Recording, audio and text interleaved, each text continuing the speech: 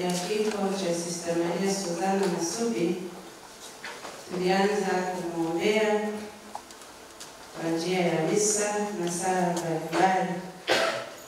Padre Wojciech amekuwa mwaminifu katika misa zote ambazo anasoma, tukiendelea kumwombea tunapofanya hija ya huruma ya Mungu kule Kiabakari.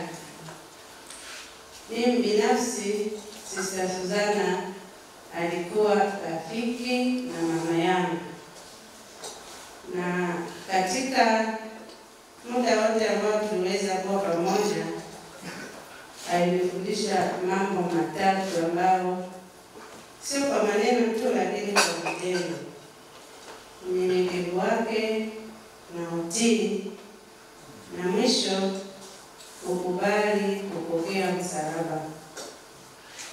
Katika ugonjwa wake, nakumbuka mara ya mwisho tuliongea naye kwa njia ya WhatsApp, alikuwa ameniambia, Sister Jennifer, uniombee.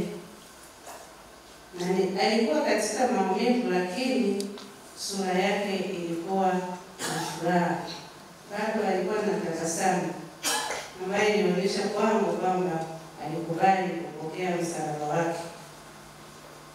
Namshukuru Mungu kwa kupata nafasi ya kumjua. Napenda kumwombea na tutaendelea kumwombea. Napenda kumwomba mama mkuu wakimaliza misa za shirika, napenda muongeze nia yetu ya kumwombea kwa siku 30. Raha ya milele mpe Bwana, apumzike kwa amani.